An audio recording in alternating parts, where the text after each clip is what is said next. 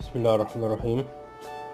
عايزين نشوف الشاشة دي مشكلتها ايه. طبعا الليد بينور احمر اهو، بينور احمر بس مفيش صورة. لما تيجي تشغلها الليد دلوقتي منور احمر، تشغل الشاشة تنور اخضر.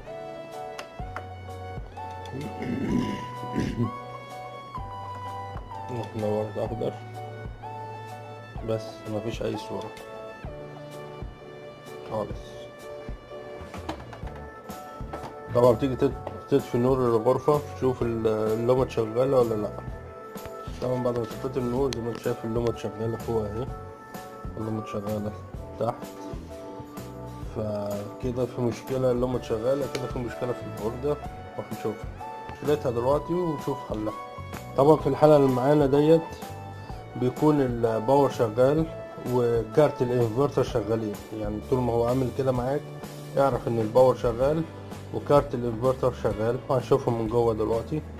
طبعا زي ما قلنا عندك الباور ده، الباور بيخش عليه الكهرباء. طبعا شرحنا قبل كده التلفزيون دوت بس كان شغال، يعني ده جاي لي واحد تاني بقول لي تاني. المهم الباور، ادي الباور. عايز تتفرج على الحلقه اتفرج عليها، موجود على اليوتيوب.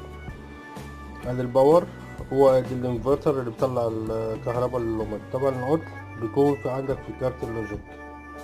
مشكلتك في كارت اللوجيك اللي هو دوت. كويس، هنشوف المشكله.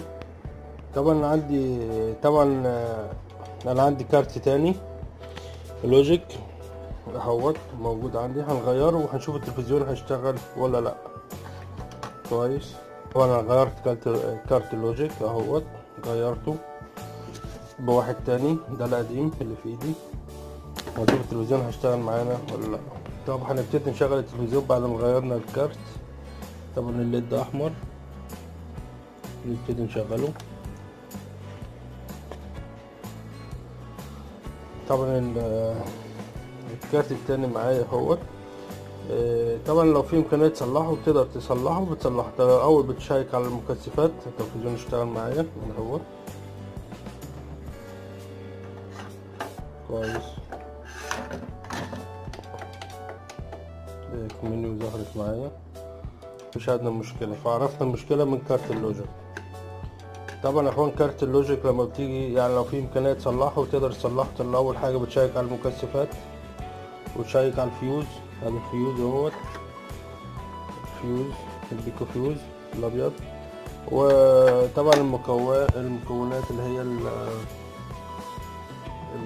السيمي كوندكتور تقدر تشيك عليها وتشوف في مشكلة عندك، في امكانية تصلحه. مفيش، خلاص بتبدله بواحد تاني.